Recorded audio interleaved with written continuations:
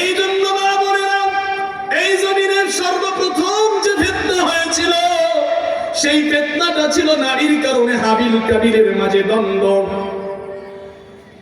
2 number, বনি ইসরাইলের মধ্যে যে ফিতনা হয়েছিল, ওই ফিতনাটাও নারীর কারণেই হয়েছিল। আল্লাহ তাআলা বলেন, আমি এমন একজন ব্যক্তি যাকে ইলম দিয়েছি, কিতাব দান করেছি, সে যখন আমার কাছে দোয়া করে তার দোয়াকে আমি ফেরত পাঠাই না। এমন একজন মুস্তাজাবুদ দাওয়া, যার নাম বালআম ইবনে বাউরা, মনে আছে? এই বালআম ইবনে বাউরা তিনি বনি কেনানের অন্তর্ভুক্ত, বনি কেনানের মধ্যে বনি কেনানের বংশধর ছিলেন। কওমে জব্বারিন, সূরা মায়েদার মধ্যে আল্লাহ তাআলা বলেছেন, নীল নদ পার হয়ে ফিরআউনের অত্যাচার থেকে মুক্তি পেয়ে যখন বনি ইসরাঈলরা মুসা নবী সহ কওমে জব্বারিনে চলে গেলেন, আল্লাহর পক্ষ থেকে আদেশ আসলো, মুসা তোমার জাতিকে নিয়ে এবার কওমে জব্বারিনের সাথে যুদ্ধ করো। মুসা নবী, লম্বা ঘটনা সংক্ষেপে বলি, মুসা আলাইহিস সালাম ওই বনি কেনানের বিরুদ্ধে কওমে জব্বারিনদের সাথে যুদ্ধ করার জন্য চলে গেলেন। এই যুদ্ধের ভিতরে আল্লাহর নবী পয়গম্বর হযরত মুসা আলাইহিস সালাম বারবার বিজয়ী হইতেছিলেন, কিন্তু বনি কেনানের বংশধর যেহেতু বালআম ইবনে বাউরা, তার দোয়া কবুল হয়, এটা সবার মাঝে প্রসিদ্ধ ছিল। তাই বনি কেনানের সমস্ত মানুষ একত্রিত হয়ে একমত হয়ে বালআম ইবনে বাউরার সেই পাহাড়ের চূড়ায় তিনি থাকবেন, সেইখানে গিয়ে তার আশ্রয়ে গিয়ে, তার দরগাহে গিয়ে বালআম ইবনে বাউরার কাছে আবেদন রাখলো, ও আমাদের জাতি ভাই, আমাদের জন্য একটু আল্লাহর দরবারে দোয়া করেন, আল্লাহ যেন মুসার বিরুদ্ধে আমাদেরকে বিজয়ী করে দেয়। বালআম ইবনে বাউরা বললেন, ও আমার জাতি ভাইরা, এমন ব্যক্তির জন্য দোয়া চেয়েছো, তিনি হলেন পয়গম্বর, তার নাম হলো মুসা আলাইহিস সালাম। তার বিরুদ্ধে আমার দোয়া আল্লাহর দরবারে কবুল হবে না, কিংবা আমি তার বিরুদ্ধে দোয়া করতে পারি না, কারণ তিনি হলেন একজন আল্লাহ পাকের মনোনীত পয়গম্বর। অস্বীকার করলেন। বালআম ইবনে বাউরার কাছ থেকে যখন তারা অস্বীকৃতি পেল, সবাই চলে আসছে, কিন্তু ভাবতেছে কি করা যায়। অনেক উপঢৌকন, হাদিয়া, তোহফা নিয়ে বালআম ইবনে বাউরার কাছে গেলেন দ্বিতীয়বার। আল্লাহর নবী বলেন, দুনিয়াতে আলেম 2 প্রকার। আলেম দিয়ে যেমন জান্নাত শুরু, ঠিক তেমনি ভাবে আলেম দিয়ে জাহান্নামও শুরু হবে। আলেম হাকিকি কোন ব্যক্তি?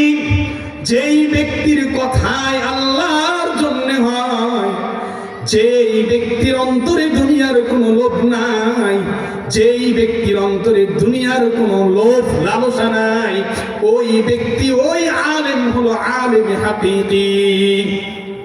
বুঝতে পারছেন? বালআম ইবনে বাউরা তিনি একজন আলিম, মুস্তাজাবুদ দাওয়া।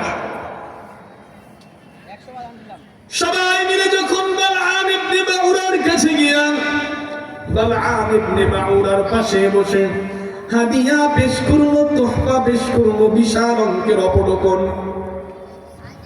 বালআম ইবনে বাউরা আবার অস্বীকৃতি করলে তারা বারংবার পিরাপিরি করতে লাগলো, একটু দোয়া করেন না, একটু করেন। বালআম ইবনে বাউরা বাধ্য হয়ে, উপঢৌকনের লালসায় পড়ে কিংবা বাধ্য হয়ে আল্লাহর দরবারে মুসা নবীর বিরুদ্ধে বদদুআ করা শুরু করতেছিল। এই কথাটা আল্লাহ তাআলা সূরাতুল আ'রাফের 179 নম্বর আয়াতের মধ্যে আল্লাহ বলেন, ওয়াতলু আলাইহিম নাবাল্লাযী আতাইনাহু আয়াতিনা, আমি তাকে কিতাবের ইলম দিয়েছিলাম, ফানসালাখা মিনহা, সেই জায়গা থেকে সরে গিয়ে ফাতবাহু শাইতান, শয়তান তাকে ধরে বসলো। ফাকানা মিনাল গাবিন, সে পথহারাদের অন্তর্ভুক্ত হয়ে গেল। এই ব্যক্তি কোন ব্যক্তি? মুফাসসির কিরাম লিখেছেন এই ব্যক্তি হলো বালআম ইবনে বাউরা। সে হাদিয়া টোপন পাওয়ার পরে মূসার জাতির বিরুদ্ধে বদদোয়া যখন শুরু করছে, বলেন তো আমাদের এই জবানটা কার হুকুমে চলে? আমি এই জায়গায় আসছি যে নিয়তে যে কথাগুলি বলবো, কিন্তু এমন কথা আল্লাহ জবান দিয়ে বের করছেন যেগুলি বলার ইচ্ছা এখানে ছিল না। কারণ এই জবান তো দিল থেকে চলে না, আমার হুকুমে চলে না। এই জবান তো কার হুকুমে চলে? বালআম ইবনে বাউরা আল্লাহর দেওয়া জবান দিয়ে আল্লাহর নবী পয়গম্বর মূসার বিরুদ্ধে দোয়া করে যতবার, ততবার জবান উল্টে গিয়ে তার জাতি বনি কেনানের বিরুদ্ধে দোয়া আসে। সে দোয়া করে আল্লাহ মূসাকে ধ্বংস করো, আর মুখ দিয়ে বলতে চাই এইটা, কিন্তু মুখে এসে যায় আমার জাতিকে ধ্বংস করো। মজার বিষয় না? কারণ এই জবান আল্লাহর হুকুমে চলে। আরে শুধু এই জবান না, পৃথিবীর সমস্ত মাখলুক আল্লাহর হুকুমে চলে। ওয়া ইনদাহু মাফাতিহুল গায়বি লা ইয়ালামুহা ইল্লা হু। গায়বের ইলম কার হাতে বলেন? দুনিয়াতে মা তাসকুতু মিন ওয়ারাকাতিন ইল্লা ইয়ালামুহা, একটা গাছের পাতা আল্লাহর ইলম ছাড়া মরে না, আল্লাহর হুকুম ছাড়া গাছের পাতা পর্যন্ত মরে না। আর তুমি কিভাবে ভাবো আল্লাহ কি পারলো শুধু আমারই এই ফসলগুলো ধ্বংস করতে, আমারই ধানগুলোকে ফেলাইয়া দিতে পারলো? বলি না ভাই কথাগুলো, জবানে আমরা এগুলি আওয়াই না, এগুলি কখনো আওড়ানো যাবে না। পরীক্ষা নিচ্ছে আল্লাহ, ধান কমায়া ফসল কমায়া ধ্বংস করে বান্দা দেখি টিকে কিনা, ধৈর্য ধারণ করে কিনা। বালআম ইবনে বাউরা মূসার বিরুদ্ধে যখন বদদোয়া করেন, কিন্তু তার বদদোয়া মূসার বিরুদ্ধে হয় না, জাতির বিরুদ্ধেই বদদোয়া এসে যায়। জাতি ডাক দিয়ে বলে, হে বালআম, বললাম কি করলা কি? আমরা তো বললাম মূসার বিরুদ্ধে, দেখি তুমি এখন আমাদেরই বিরুদ্ধে বদদোয়া করো। কেমন কথা? বালআম বলে, এই জবান তো আমার হুকুমে চলে না। ঠিক আছে, কি হবে এখন? জাতির বিরুদ্ধে যখন বদদোয়া এসেই গেছে, আল্লাহ দোয়া কবুল করেই নিলেন, তার জাতিকেই ধ্বংস করে দিলেন। কিন্তু বালআম ইবনে বাউরা তাকে আল্লাহ তাআলা এমন একটা শাস্তি দান করলেন, যেই শাস্তির কথা আল্লাহ কোরআনের ভিতরে বলেন, কামাসালুহু ফামাসালুহু কামাসালিল কালব। সে একজন কুকুরের মতো হয়ে গেল, তার অবস্থাটা কুকুরের মতো হলো। কুকুর দেখছেন আপনারা? হ্যাঁ বলেন তো, কুকুর ইজি কাজে বিজি না? ও কোনো সময় ব্যস্ত, কোনো সময় ফ্রি থাকে? সব সময় দৌড়াইতে থাকে, ঠিক না? সর্বদাই তার জিহ্বা বের হয়ে থাকে, সে হাঁপাইতে থাকে, সে যেন কত ব্যস্ত। আল্লাহ তাআলা এমন করে দিলেন, বালআম ইবনে বাউরার মুখ থেকে, জবান থেকে জিহ্বাটা বের হয়ে সিনার উপরে এসে গেল। সর্বক্ষণিক সে হাঁপাইতে থাকলো। ইন তাহমিল আলাইহি ইয়ালহাস আও তাতরুকহু ইয়ালহাস। আল্লাহর আয়াতকে যারা অস্বীকার করে তাদের অবস্থা এমনই হয়। এই জন্য খুবই সাবধান।